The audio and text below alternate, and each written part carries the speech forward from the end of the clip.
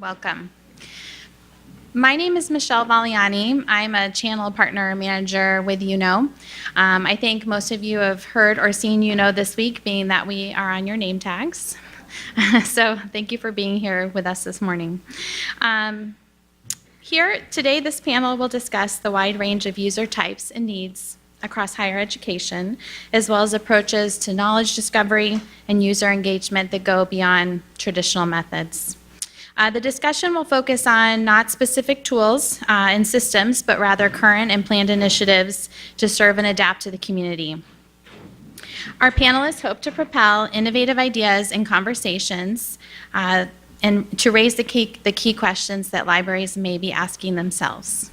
So I'm honored to be here today, and I'm happy to welcome our three experts from a variety of backgrounds. Jim O'Donnell from Arizona State University, Michael Levine-Clark from the University of Denver, and Lisa Janicki Hinchliffe from the University of Illinois Urbana-Champaign.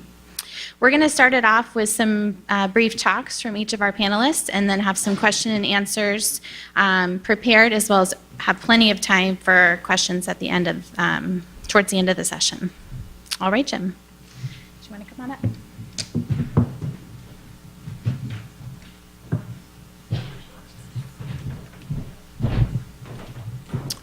So thank you, Michelle, and good morning, everybody. I want you to pause for a moment to realize that this is that rarity of American academic performances, an entirely flyover panel. We come from the central and mountain time zones only, and you don't get to see that very often. Cherish it while you can. So I'm going to spend my 5 minutes encouraging you to think outside the box, but I have a particular box in mind. It's more metaphor than not. It's really struck me in the last year, as we've been rolling out a new ILS, as we've been doing major renovation planning for our central facility, just how much what we do is still acting and thinking inside the box. By the box, I mean, in our case, the one we built in 1966, the Charles Hayden Memorial Library. I'm almost brutalist. Sometime I want to take a poll of how many of us work in buildings that are called brutalist, because everybody built one in 1966, but ours is pretty good. It's got good bones. We're going to do things with it, but it was built as a box. There's another box across the street that wasn't big enough anymore. It was called Matthews Library, so we built a bigger box. We have spent the last 50 years cramming more stuff into the box. What was originally the main floor with reserve and circulation and open seating is now a stack floor. We've got stack floors. Some of my shtick with people we're recruiting has been to take them to the third floor, take them off the elevator, and say, so look around you. And they look around them, and I say, you've now had the complete tour of the building. This is what it is. When we began to process digital information, is my real point, we continued to treat it as though it was stuff we were bringing into the box. Even our business practices follow that. When we get a consortium together to do a deal for us, end of the day, we still pay for our share of stuff to bring inside our virtual box, and we've got systems folks who are figuring out how to host it and link to it and connect it to our ILS. The digital content that we license is still inside the box.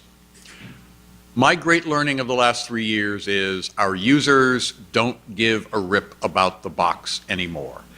They don't care where the stuff is. They don't care where it comes from. They're impatient about hearing what we pay for. Our faculty at ASU do not have the deepest and richest collections to draw upon. We only became a university in 1958.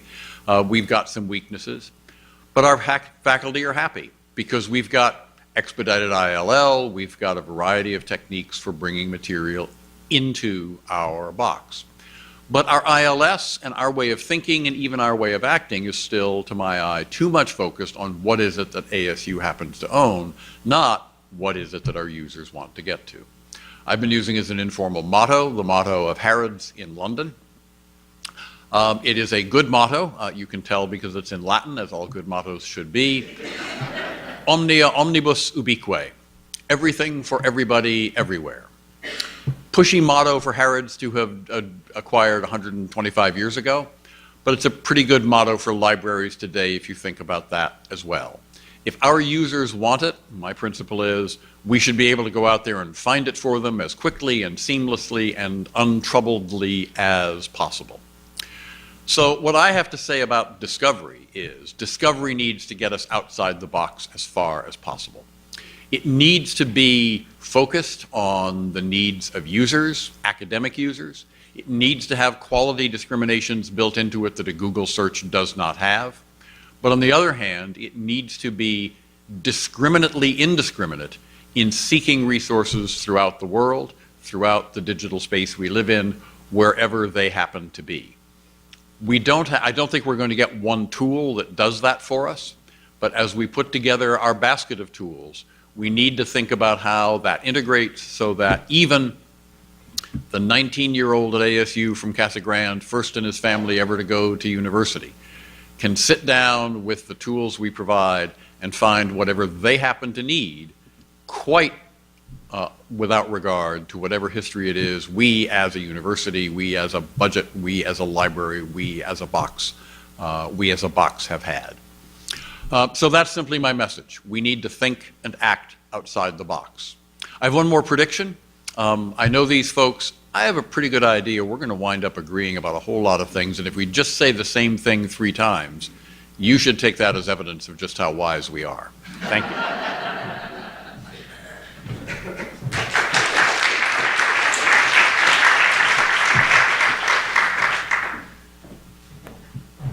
All right, our next speaker is Michael Levine-Clark, who's going to be discussing the library as a function, not as a tool, a useful starting point for users, few dead ends, and keeping students in the library's resources. Welcome, Michael.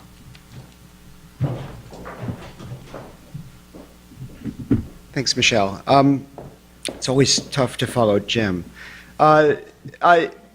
I do agree with everything he said. I have been talking for a long time about the fact that as a person building library collections, we're using the wrong terms and we're thinking about it incorrectly. We should be thinking about content. We should be thinking about getting our users to things wherever they may happen to be. The collection is a very small piece of that, and we need to go far beyond that. And discovery needs to help our users get to that content wherever it may be.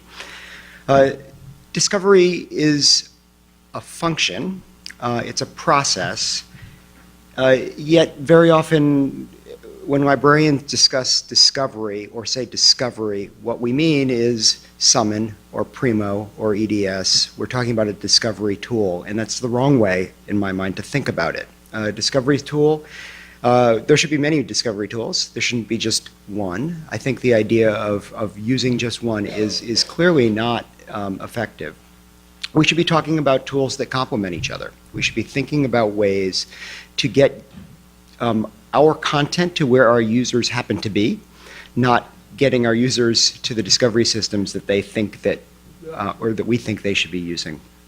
We know from all sorts of evidence and from anecdote and from observation that our users don't start with library tools at all often, right? They start with Google or Google Scholar or Wikipedia or some other source that is not Summon or Primo or EDS or the library catalog. And that's, I think, actually fine. We just need to figure out how to get into those spaces. We should try to think about how those sources work well and why they work well and why we and our users repeatedly go to Google and Google Scholar rather than going to the discovery system. What can we do within our systems and how can we get ourselves out to those systems? I was on a panel yesterday and it was actually an Elsevier panel about a tool called Science Direct Topics, where they've ran an algorithm across all of Science Direct to build reference pages, pages that define a topic by pulling things from a variety of different Elsevier published sources, really nicely put together, and it shows up well in Google searches and then brings you right back into that content wherever it would be. Imagine that on a broader scale with content from Oxford University Press, from open sources, from a range of different resources that then drive you into library sources. There are many different ways to think about getting people to library content that have nothing at all to do with the discovery tools that we've invested in. That said, we also, as libraries, should be thinking about broadening the choices for discovery beyond the traditional sources that are text-based, beyond the sources that are trying to replicate in some way the library catalog. One example of this is, and this is a panel that was put together by Yewno, but it's not a Yewno pitch, but at the University of Denver, we signed on with Yewno because it's another choice of thinking about it's another choice for users to get to content in a way that is creative and interesting. It is not about keyword searching. It's about identifying concepts and then looking at those concepts and how they relate to each other. And it drives the user to content in a way that is different and perhaps is more effective for some types of users and some types of uses. And we will continue to try to expand those types of choices for how to get to content beyond the single discovery system, while also trying to make that discovery system as good as possible. So our goal at the University of Denver is to provide a range of options that serve the user and that serve different uses at different times, right? Because often we talk about the user, but the user has different use cases, and the same user may have very different needs at any given time. We want to make it as easy as possible for the user to get to content. We want no dead ends. I would much rather figure out a way to pay for something on demand. I would much rather figure out a way to acquire something on the spot, or to have it subscribed to initially, or to bring somebody to open content than to have a firewall and have somebody stopped at some point. So I'm echoing Jim here that we do want access in some ways to everything, with obvious exceptions. We don't want to make it so difficult that the user can get buried in a sea of information, but we also want them to get the information they need at the point of need. And I don't think we do this nearly as well as we should. So thank you.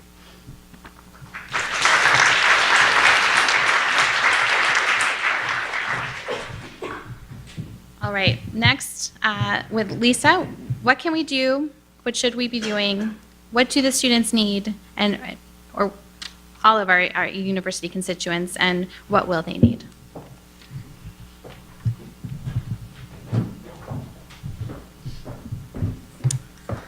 Thanks, Michelle, and thank you to all of you who are sticking it out to the very end here.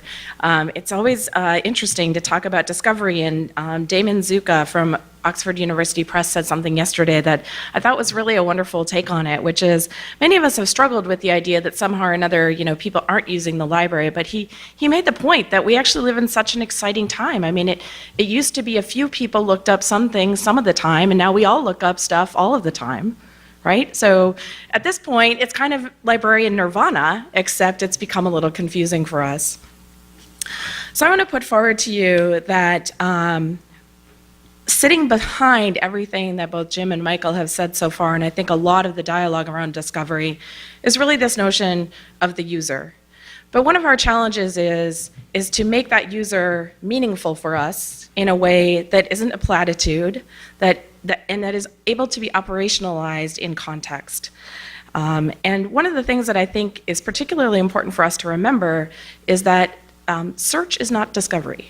So search is one kind of discovery, but discovery is actually a much kind of larger act or greater scope of things. And so myself, for example, I'm a very active Twitter user, some of you know. Lisa Librarian, that tells you how long ago I got my Twitter name, right, if I got to have that name. That's actually one of my primary discovery tools, right?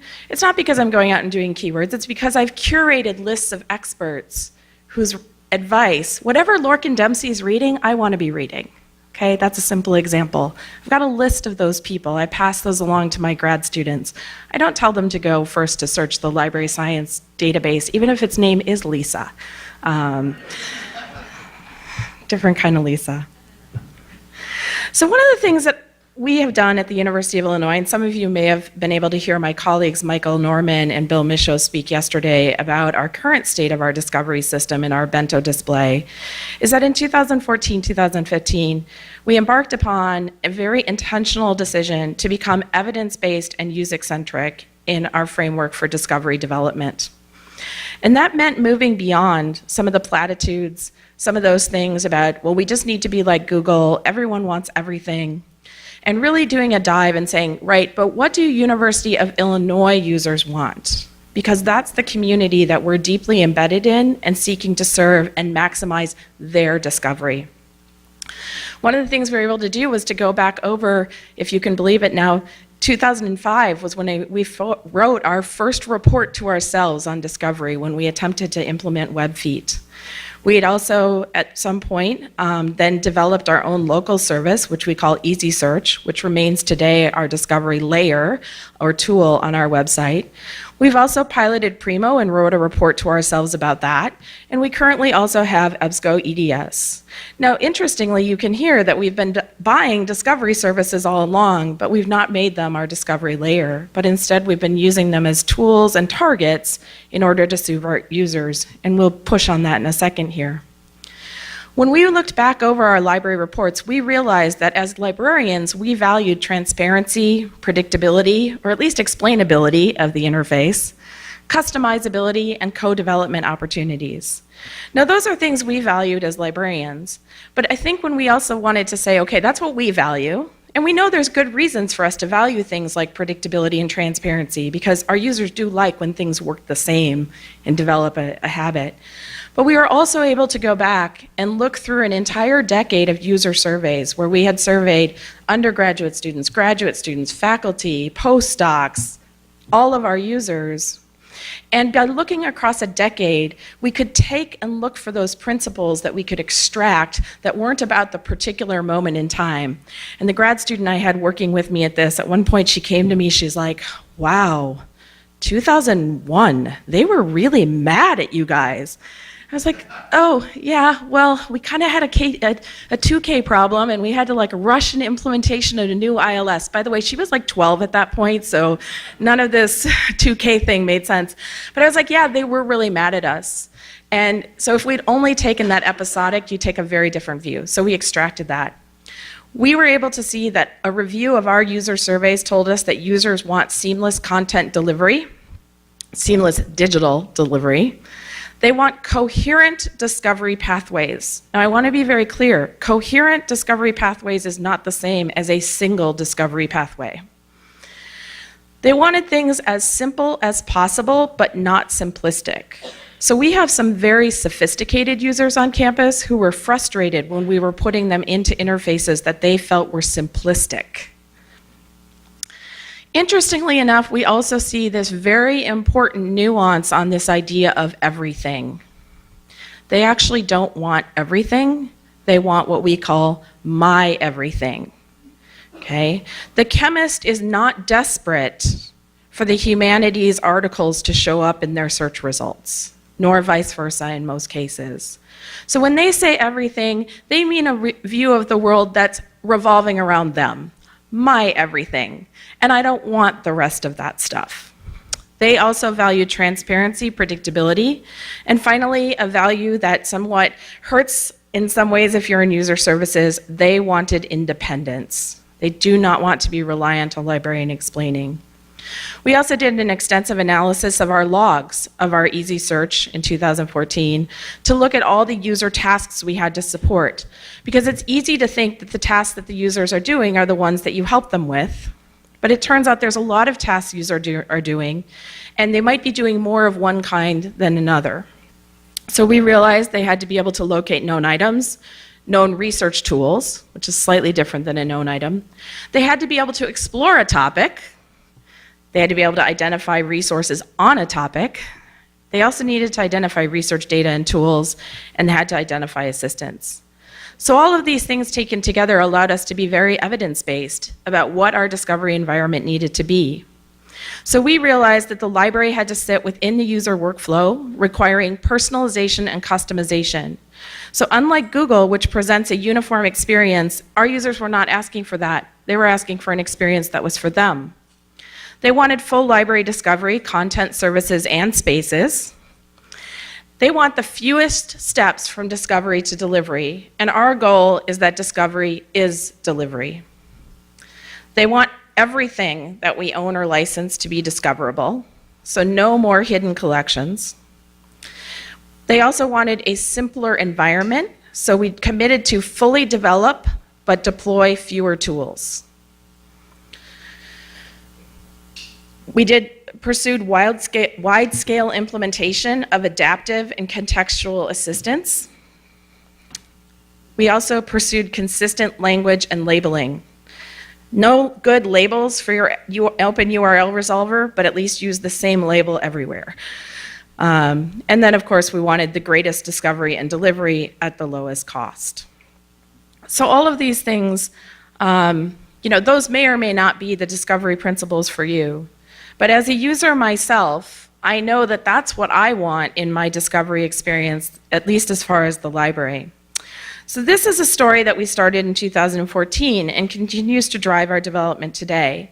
And I think the other key piece about that is it continues to drive our development. And if you look at our easy search interface in 2014, 15, 16, 17, it is not the same interface because we continue to iterate on it based on users' needs and the data that we're gathering and looking.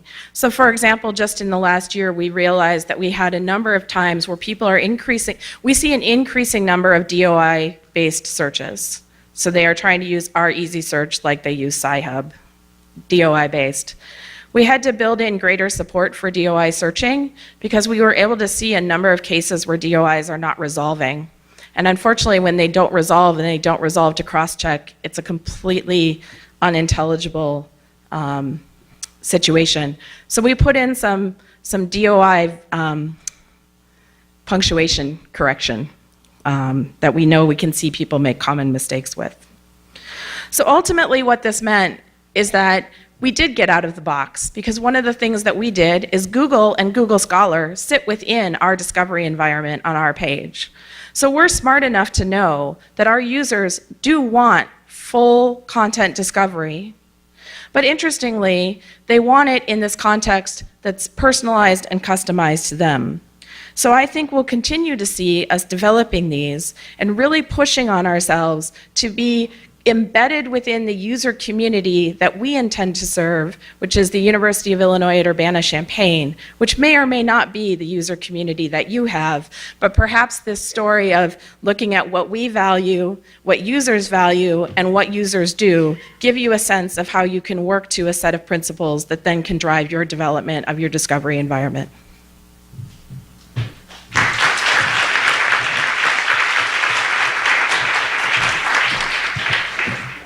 All right, before we open it up to the audience, we do have a few specific questions for our panelists. The first question is for Jim O'Donnell. Jim, how do we let students know about the wealth of resources and collections available to them? We do that job poorly because the students do not wake up in the morning and turn on their devices and check in with the library first thing the way they should. So we need to be better at every form of marketing and sales imaginable. Here I'll just say that one part of that is redesigning our building so that when they come in to do their calculus homework, they see stuff and they get in contact with special collections exhibits, carefully selected and curated print. I'm going to have a conversation after yesterday with Brewster Kale about how we can, in the physical library, create pointers and showroom effects that would lead beyond to the good work that they're doing at the Internet Archive. Too few of our students know about the Internet Archive. The short answer to your question is we'll try anything, and it's tough because they're not waiting their attention on us, but it's a little easier because they do want to find good information. And when we show them how, when they learn how, it turns out to be pretty sticky.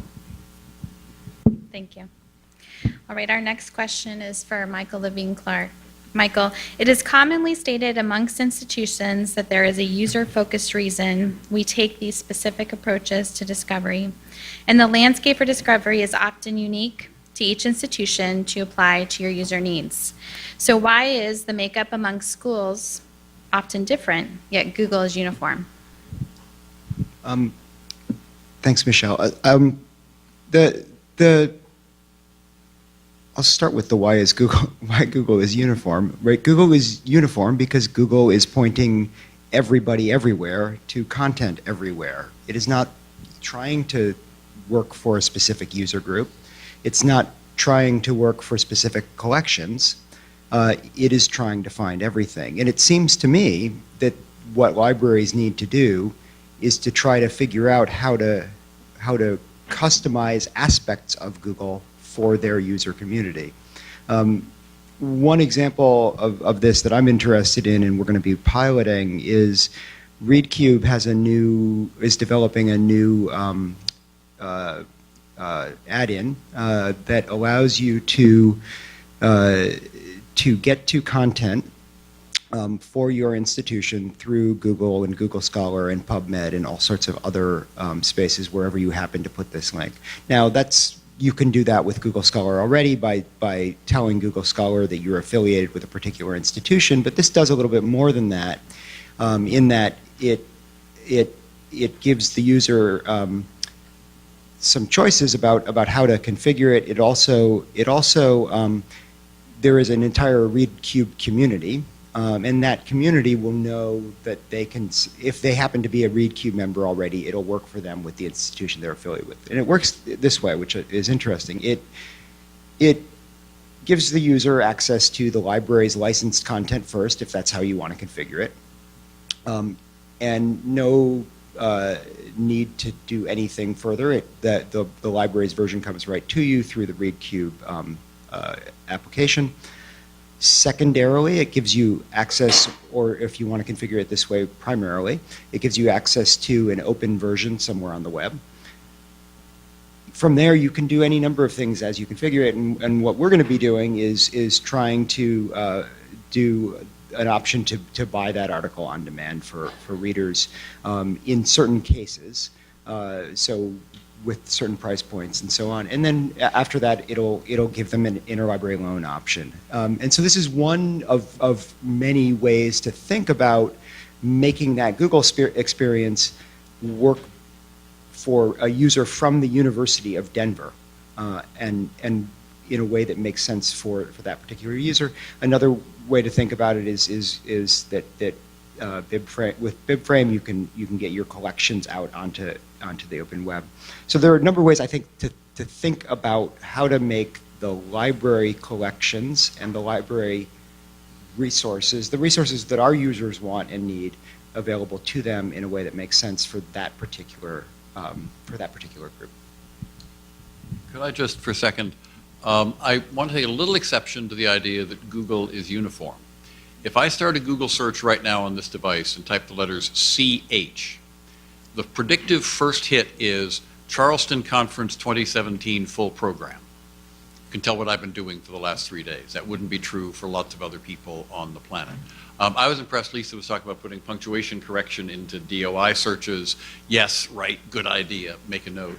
But I think we've actually got systems that do too little of that intelligent adaptation now, and we should be trying to find ways to do that. When I've typed in CH to get the program, I'm not creeped out anymore the way I was when these systems first got smart, and that's interesting.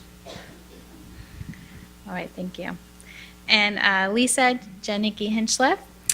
So what can we do, Lisa, how do we know what our users need now, and how do we forecast what they will need next year, next decade, et cetera? Great, and I think I'm going to stand up because I can see people sort of attempting a line of sight at us sitting down, so we're not up on a stage. So I think it's not going to be a surprise that I'm going to say we have to be evidence-based about this, right? So what do people need now we can look at what they are doing, and but I think now is actually like too late, right? So our discovery development has to be thinking about, because we need development time. So our discovery development has to be thinking out probably about like 18 months to 2 years, so that we have things coming into place when a user starts to expect it as sort of a predictable experience or a desired experience. Now, this is a little trickier, right? But we're smart, and it's not too difficult to start to see, right? Like, I think we know who's setting our user expectations based on retail web and general web discovery, right? So we can look at these systems and see where they are, and we can read their development paths and see where they're going. It doesn't mean we are going to do all of those exact things, but we can start to see what is expected, or what at a minimum would be valued. For example, Jim's example that his saying Google's not uniform, I'm going to argue that's actually a uniform experience, because it's now a uniform experience that Google always bases your predictive stuff on what you've been doing already, why it knew about you. But I get the point that we will get a different result based on what we've been Googling. I had bookmarked the program, so I didn't keep Googling it, but different generations.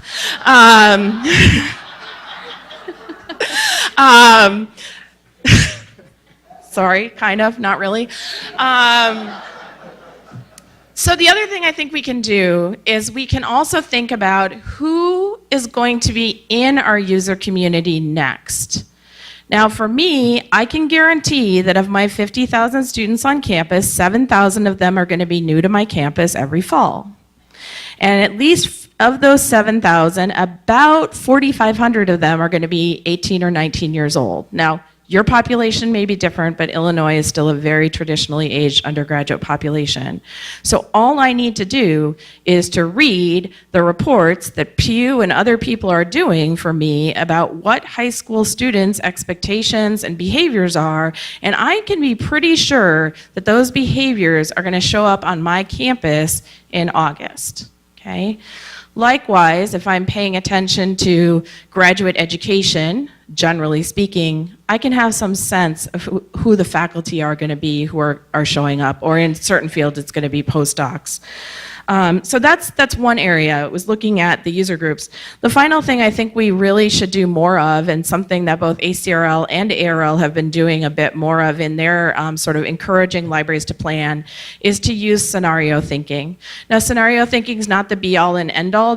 My husband actually studies decision making, and he and I had this, as one does in an academic marriage, long discussion about the value and dangers of scenario planning as decision-making tools, but I think that they have been particularly helpful for librarians in this area, which is ask yourself what-if questions, okay?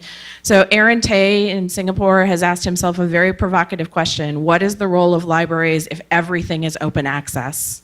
That's not a prediction that's happening tomorrow, but what is that going to look like, okay? What happens tomorrow if ResearchGate goes away, right? What happens if it doesn't go away and it grows, right? Asking ourselves these scenario questions that help us start to think about what the future could be, and looking at the commonalities in there. So I'm a big fan of forecasting in these different ways. So I think looking at current users, but also future users in a really evidence-based way. And I'm going to say one other thing, which is I think we really have to look at them and make sure we're observing what they do, not what we wish they did. Now, I'm an information literacy librarian. I'm all about helping them move towards better, more efficient, more effective strategies, but I can only do that if I base my instruction in reality about what they currently believe and act. Thank you, Lisa. All right, I think we've done a great job with our timing, and we have plenty of time for questions from the audience. Anthony is going to be walking around with a microphone. Oh, works, okay. Okay, I'm going over to this lady who is going to say who she is, but I can see who she is, but you can't. My name is Mary Ellen Sloan. I'm from Middle Tennessee State University. It's really bizarre hearing my voice coming back at me. Like, I'm listening to this kind of through a filter of something that's been on my mind lately, and that's reaching out to faculty that have a mental model of one kind or another that really doesn't reflect where we are and what we're trying to achieve. And it's a bit of a broad question, but if you can just share, any of you, what you think about reaching out to faculty and helping them to see the library in a new light.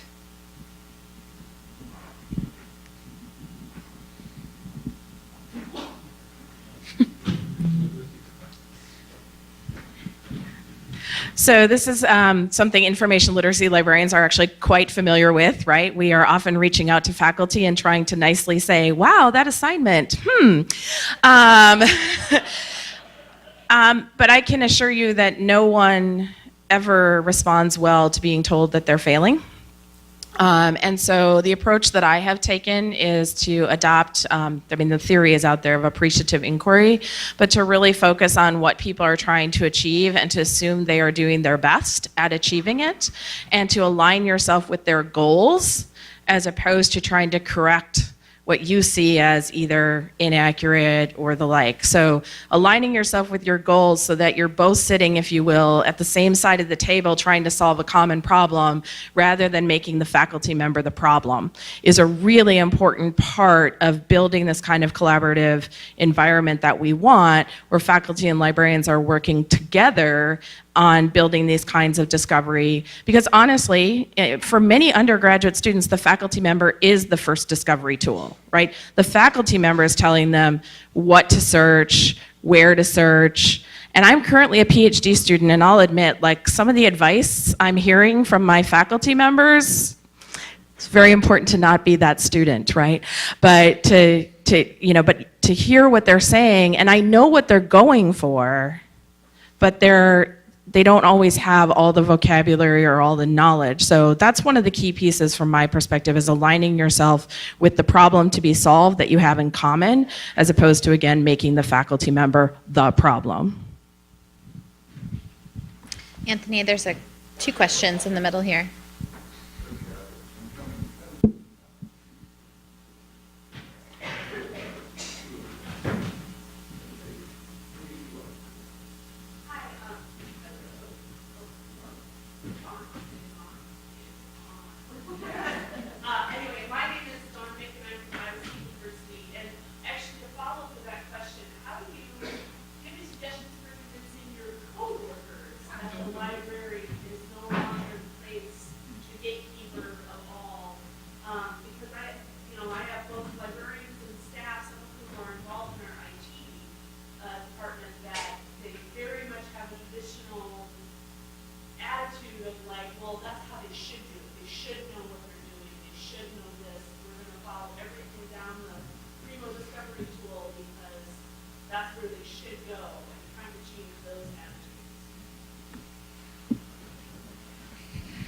So I'm going to answer this. So I'm a dean, as is Jim, right? So some ways it's easier than others, but I'm going to answer this based on some examples from a little longer ago. Oh, sorry.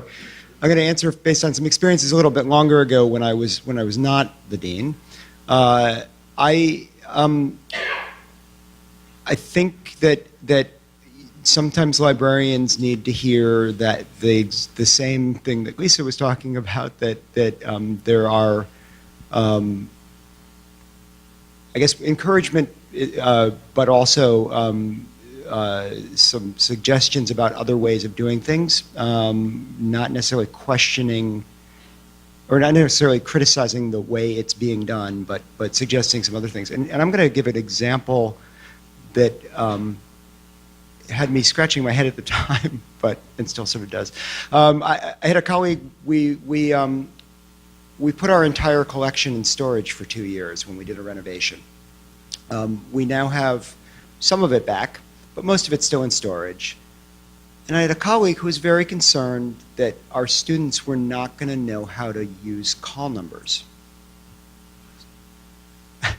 and at first, I thought, well, that doesn't, I didn't really understand why they would need to use call numbers, and right? But we had to talk a little bit about the fact that call numbers were no longer relevant for most things, but that if they did need to learn how to use call numbers for some reason, they could do it through other system, through the system itself and not through browsing the shelves. So we talked about the sort of the fact that the collection still mattered, the book still mattered, that serendipitous discovery still mattered.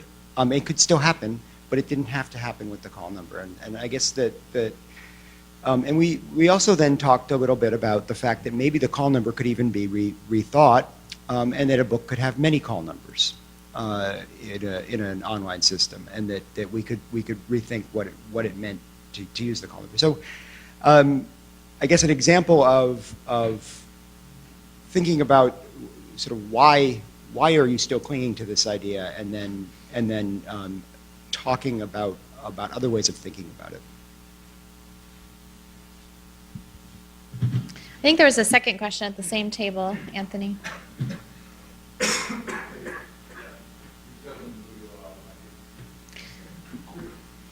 I don't think that microphone is on. It's not on.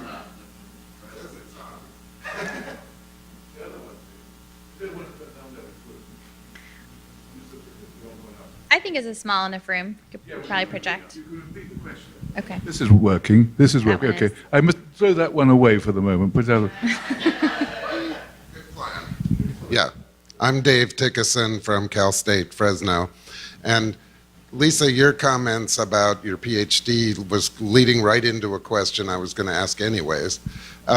Oxford University Press released this fall their white paper, Navigating Research, which I find fascinating, especially the quotes from the researchers in there. And one of the things that I got out of that is that referrals are a high priority in terms of why people are looking for things. So their professor told them, use this, and then smart students use that. And that correlates with my data that known item questions are increasingly are a growing segment of what we get asked. And it's not because the system is so bad they can't find it, it's because somebody told them to find it. Then how do we get our voices as librarians, since we are experts, how do we somehow embed our referrals to get our users pointed in directions that we think are the way to go without the forcing of you must do it this way type of thing?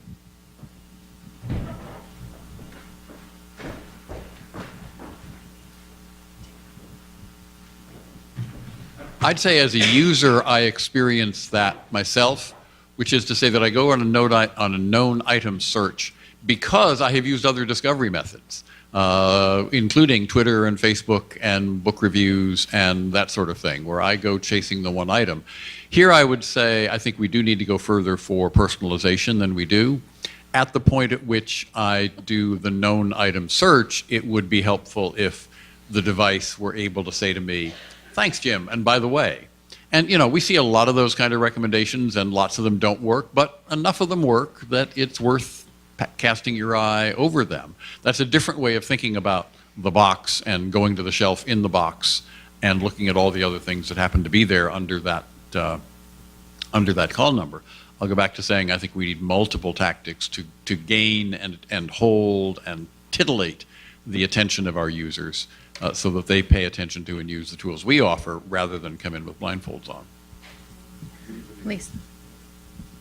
So I'm going to add something to that, which is to also, as much as I'm going to say, as I said, right, that search isn't discovery, there's these other mechanisms, and I think your example here, which is that the professor, advising, or as is well known in the decision-making literature, it's called the friends and family strategy. I ask people I know because those are people I trust, and by the way, that fits into our credibility questions that are going on.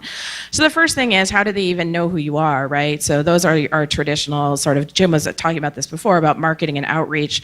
I think one of the things we need to think about is that the librarian themselves is actually quite a huge information asset. And one of the challenges I think we have is we often market the library, but not the librarian. So we might want to think about how we market the librarian or that librarian function, that advisor function, in addition to marketing the tools and resources and building spaces, right? So as part of that.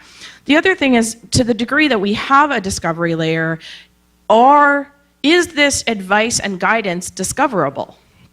So here is the way we have addressed this in our easy search. Take it if it works for you. When a user puts in a search, if they put in a search that matches on our LibGuides system, we've extracted LibGuides, made it another database, which becomes queryable by the easy search system. Especially when students put in those great topics like child abuse, gun control. We all know these are horrible searches, right? But telling them it's a horrible search isn't really helpful. The top thing they will see is, there is a library guide on this topic. Would you like to look at it? So we try and encourage them to go look at this place where we've embedded librarian advice. Like, look, maybe you'd like to narrow your topic. The other thing we do, this is a little bit more complicated and I'm not the one to explain it technically, but we take your topic, we look at keywords. Those keywords get mapped into a taxonomy. That taxonomy maps to, I think, Library of Congress call number classifications. That maps you in our system to a listing of the liaison department librarian, the subject librarians, and then we pop up as a discovery item in your results, here's the librarian for psychology. So this feels very magical to me, which is why you want to ask Bill Michaud how this happens. And it doesn't happen all the time, and it doesn't happen perfectly for sure. And we've done some manual things to help with this, but the point is, we've got these systems, we know who the librarians are for the different subject areas, we know what topics people are putting in. So if we can figure out a way to map that topic to a subject which has a librarian responsible for it, we can at least say, and by the way, there's a librarian responsible for it. And in our particular library, we have 26 campus libraries, we also can tell you, and by the way, here is the departmental library that's sort of yours, right? Because we're trying to build this sense, especially on a campus of my size, in a library of my size, we're always trying to make that feel a little bit more manageable, a little bit more my everything rather than everything. One more. Okay, we do have time for one more. I will ask one in that case. Okay. I have taught MA publishing students for 6 years, not recently, and they came all from English faculties, almost entirely, unfortunately. I'm a historian. Okay. The point is, when you set them assignments, you explain to them, okay, you're used to working with peer-reviewed literature. You've been told you must go to the peer-reviewed literature. You use JSTOR, everything's in JSTOR. Everything's in JSTOR, okay? So when you say, look, if you learn about publishing, there's very little in the peer-reviewed literature, actually, and you have to go out onto the open web and look for white papers, you will look for things from companies, all sorts of stuff, and try and learn how to read it, how much you can trust. Now, this is not unlike a lot of other industries. Not-for-profits, okay, it doesn't matter, makes no difference.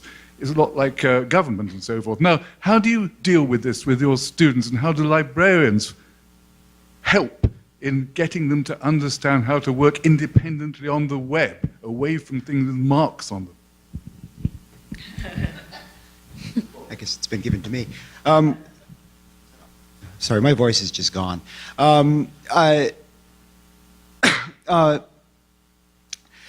It's not unlike librarianship, right? Very often we are looking for things or I'm looking for things about libraries and about higher ed, and those are often white papers, things that are available through the open web. I think it's a challenge that will always be a challenge, but it's a reason why we need to be thinking about the collection in a much broader sense, that it is not just the things that are things that we have pre-identified.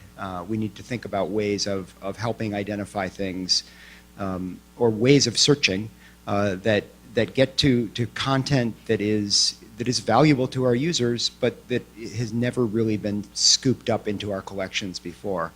So I don't know necessarily strategies for finding that content in a rational, logical, consistent way now. But it's something that we need to be thinking about how to do. That really the collection that we're presenting to our users, whether through our discovery systems or if we're guiding them toward searching Google and getting to a semi-curated set of content, we need to figure out how to do better at that. So that's not really an answer, but it's something that we really do have to be doing that. It's sort of ridiculous to think about the collection just being, or the content that we present to our users as being just published scholarly content. Thank you. Thank you, everyone, for being here with us today. Any further questions, please come up to the front. Thank you.